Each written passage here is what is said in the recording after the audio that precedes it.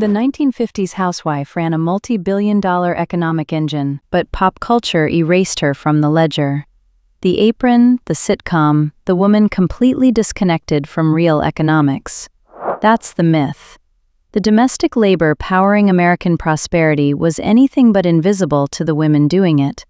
The 1950s housewife reality was far more complicated than any sitcom ever let on. These women weren't bystanders in the greatest economic boom in American history. They were its architects, its engine, and the financial system they operated within was designed, almost perfectly, to make their contributions invisible. Start with the numbers, because the numbers are staggering. The International Labor Organization estimates the value of unpaid care, unpaid domestic work equals 9% of global GDP. That's $11 trillion. And women account for roughly 2/3 of that figure. Economists who study this use what are called time-use surveys and satellite accounts to GDP, methodological frameworks that attempt to assign market value to work that never shows up in official statistics. In the United States alone, the dollar value of their unpaid work in 2018 equaled 86% of New York's economy. And in some years, it actually surpassed New York's entire GDP. If you paid women minimum wage for their unpaid domestic labor globally, using Oxfam's calculations, at minimum wage, the bill comes to $1.5 trillion. And that's at minimum wage, not a professional rate, not even a living wage in most cities. The absolute floor. None of this ever showed up in the GDP. None of it appeared in employment figures. Economically, they were classified as doing nothing. Now put that in the context of the 1950s. 6% of the world consumed 30% of its goods. The consumer culture that defined the decade grew the economy by 37% across it. Unemployment hovered around 4.5%. Families had 30% more purchasing power by the end of the 50s. And who was directing that purchasing power? Who was deciding where all that money actually went? Women. Wives made 75% of all household purchases. They decided what food went on the table, what furniture filled the living room, what appliances came through the front door. Women made 94% of home furnishing decisions, 92% of vacation choices, 91% of housing decisions. Even with cars, women influenced 60% of purchases. These women and their relationship with money were the backbone of the consumer economy, and almost nobody acknowledged it. They couldn't even get a credit card. Before 1974, women needed a male co-signer for a credit card. Single, you needed your father or your brother. You needed your husband, even if you earned more. The Equal Credit Opportunity Act didn't pass until 1974, 50 years ago, largely written by a legislative assistant named Emily Card, working for Senator William Brock of Tennessee. It wasn't until 1976 that Congress strengthened the law to include protections against discrimination based on race, age, and other factors. 1974. The basic financial autonomy we take for granted simply did not exist for half the population. So how did women navigate this? How did they build economic influence without economic independence? One answer is home economics, and not in the dismissive sense. Home economics wasn't just learning to iron a shirt, though yes, that was part of the curriculum. It was a legitimate professional and academic pathway that opened doors for women at a time when very few doors were open at all. Equal credit didn't arrive until 1974. It started in 1841 with Catherine Beecher.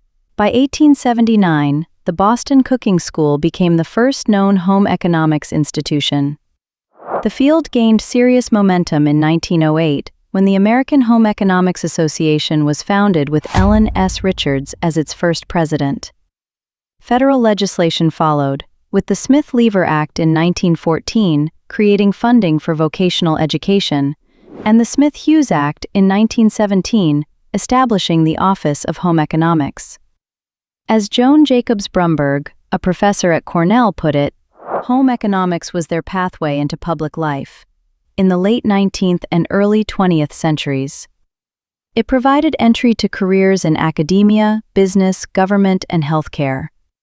These women went on to spread knowledge about scientific nutrition, public health, rural electrification, child development, and consumer economics. Brumberg said it plainly: it moved women from domesticity to modernity. By mid-century, the field had reached its peak, and the curriculum had expanded well beyond cooking to include nutrition science, family dynamics, and personal finance. It was professional training disguised as domestic education, and it quietly shaped the standard of living for millions of Americans. Then there was Tupperware. Tupperware is really the story of Brownie Wise, a single mother in Detroit who started selling plastic containers door to door to pay her son's medical bills. Wise recognized that the product sold better in living rooms than in department stores, and she turned the Tupperware party into a phenomenon. By 1951, Earl Tupper pulled his products from every retail outlet in the country. The party became the exclusive distribution model, what we would now call direct sales, an early template for the entire multi-level marketing industry that followed. By 1954, sales hit $25 million, which translates to over $230 million in today's money. The women hosting these parties weren't just moving plastic, they were building businesses, earning independent income at a time when that was one of the few socially acceptable ways for a married woman to make money. Tupperware ads asked whether you'd like to get more fun out of life and add $40 to $60 a week to your family income. That was real money in the 1950s, when the minimum wage was 75 cents to $1 an hour. But Brownie Wise's story has a bitter ending. In January 1958, Earl Tupper fired her. She had no formal contract, and after taking him to court, she got $30,000 for building his empire. 1 year's salary for building the empire that made him rich. And we need to talk about who was left out of this picture entirely. The idealized 1950s housewife was overwhelmingly a white, middle-class image. And it's worth remembering that this image emerged directly from the post-war moment, the transition away from Rosie the Riveter and women's wartime workforce participation back into prescribed domesticity. African American women faced a completely different economic reality. Many had no choice but to work outside the home out of sheer necessity, with some entering teaching and nursing, while others worked as domestic helpers in the homes of white families. Their wages were 40% lower than white women's. When Betty Friedan published The Feminine Mystique in 1963, then Betty Friedan named the problem in 1963, the deep dissatisfaction of suburban housewives. She helped ignite what would become second-wave feminism. But the feminist scholar Bell Hooks pointed out that Friedan's manifesto was both racist and classist, simply inapplicable to women who had never had the luxury of staying home. It was a critique that echoed Simone de Beauvoir's earlier work in The Second Sex, published in 1949, which had argued that women's domestic role was itself a socially constructed constraint, a framework Friedan drew on, but applied only to a narrow slice of womanhood. The National Organization for Women, which Friedan co-founded in 1966, would eventually grapple with these tensions, though never fully resolve them. Today, the 1950s housewife is back in the cultural spotlight. Today, the tradwife trend has exploded on TikTok, with creators like Nara Smith amassing over 10 million followers by romanticizing domestic life in vintage-inspired clothing. On the other end of the spectrum, Hannah Nealman of Ballerina Farm presents a rural, agrarian version of the same impulse. A working farm, a large family, a different visual register but the same nostalgic pull. As Washington Post writer Monica Hesse put it, the definition isn't merely someone who stays home, but someone who romanticizes it in a retro, nostalgic way, looking back not only to how things worked in the 50s, but to the values that families held then. But here's what the tradwife trend almost never grapples with: the economic reality behind the aesthetic.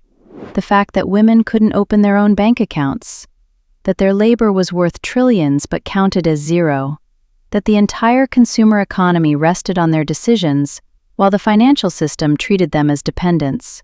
The truth about vintage women, money, and work isn't a simple story.